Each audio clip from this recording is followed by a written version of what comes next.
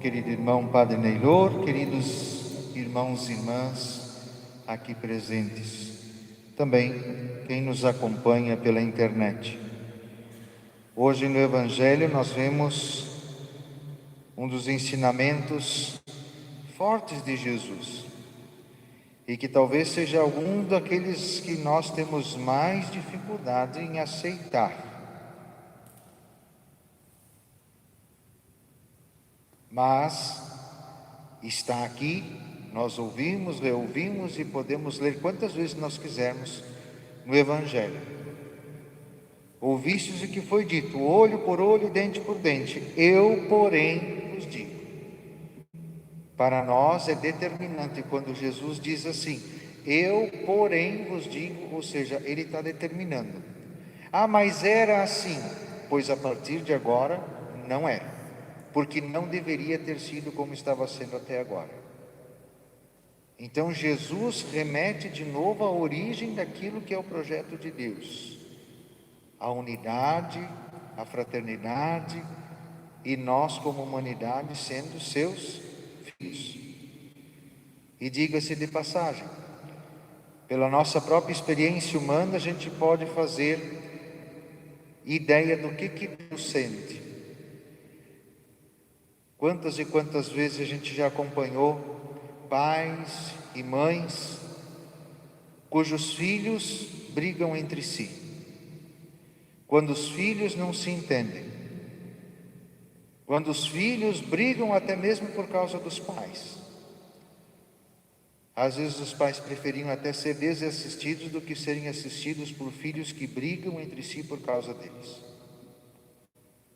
Então assim nós podemos também projetar o que Deus sente e qual é a realidade de nosso Senhor quando entre nós há divergências, há brigas e nós não conseguimos nos entender. Cada um se acha mais cristão do que o outro, mais convertido do que o outro, mais próximo de Deus, mais exato, mais justo e mais correto.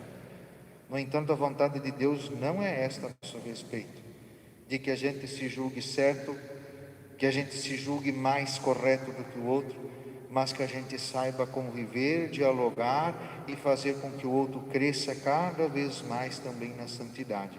Então, ouvistes o que foi dito. Ah, olho por olho, dente por dente, ou seja, se vingue. Alguém te roubou uma coisa, rouba dele também. Alguém matou alguém da tua família, mata alguém da família dele também. Não é assim. Eu, porém, vos digo, não enfrenteis quem é malvado.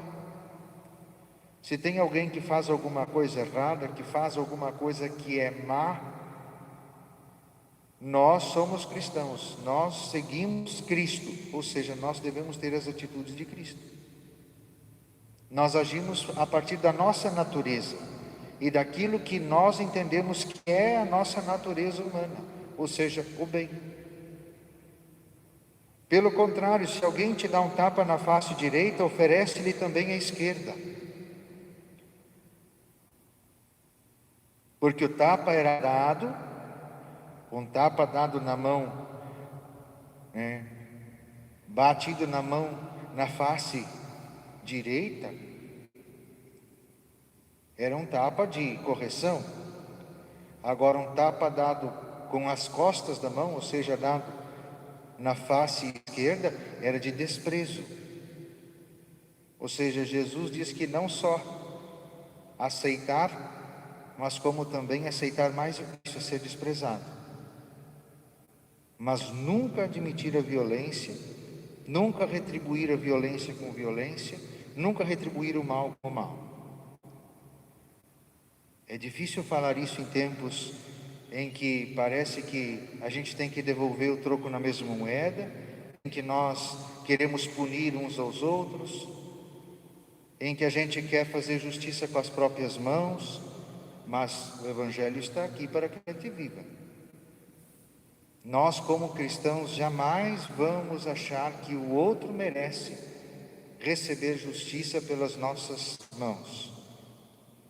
Nós queremos que o outro se arrependa, que o outro dê-se conta do erro que fez e que mude de conduta. Mas nós não vamos condená-los. Se alguém quiser abrir um processo para tomar tua túnica, dá-lhe também o manto. Além de aceitar o desprezo, Jesus nos convida a sermos também generosos. Se alguém te forçar a andar 1 quilômetro, caminha 2 com ele. Dá a quem te pedir e não vires as costas a quem te pede emprestado.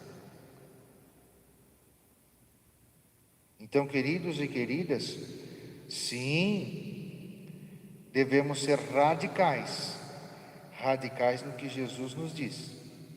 Não naquilo que nós entendemos, não naquilo que nós queremos. Há 3 semanas atrás nós conversávamos sobre a questão da liberdade. Há 2 semanas atrás sobre a questão da fé. E aí vem aquela reflexão que nós fizemos. Opinião todos podem ter. Conhecimento é estabelecido e é comprovável cientificamente. A fé se traduz justamente por crer e viver aquilo que nós não conseguimos muitas vezes compreender, mas não é mera opinião.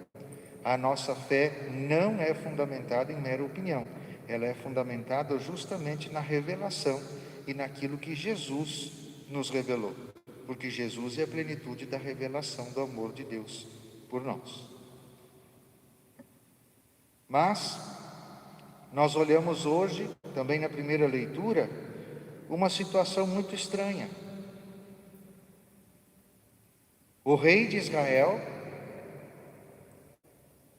Acabe, viu que o Nabote tinha uma vinha muito boa, mas ele queria fazer uma horta naquele lugar. Ofereceu uma quantidade de terras para o Nabote, para que eles trocassem. Mas o Nabote disse assim: não, essa terra é herança, essa terra tem um afeto ligado a ela. Ela está ligada aos meus familiares, está ligada à minha família, não vou ceder. E aí, Acabe vai lá, fica se escondendo, fica se fazendo de coitadinho, e aí vem a esposa dele e arma toda essa situação que nós vimos. Convoca um jejum, convoca um monte de coisa, até com uma aparência religiosa, com uma aparência de devoção, com uma aparência de piedade, mas coloca tudo para que o Nabote seja pego, seja acusado injustamente e seja morto. E de fato é o que acontece. Acusam ele falsamente, recolhem ele, levam para fora e ele foi apedrejado até a morte. E aí a rainha vai dizer: agora tu pode ir lá tomar conta. E de fato, o rei de Samaria, o Acabe, vai lá e toma conta. Então agora não perdeu as terras que ele tinha e ainda ganhou a vinha do Nabote como ele queria. Olhando para essa leitura, parece que o mal deu certo. Parece que deu tudo certo para ele. Que o rei ficou com as terras, de que ele agora vai lucrar, de que agora ele vai ter o que ele queria. E coitado do Acabe, coitado do Nabote, que era um Zé Ninguém, mas que tinha aquilo que para ele era sagrado, ficou no esquecimento. Como é que a história vai continuar? Amanhã nós vamos ver.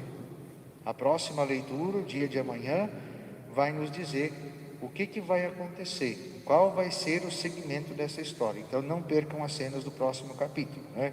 Quem participar amanhã, quem ver a liturgia de amanhã, vai ver o segmento dessa nossa historinha que começou hoje.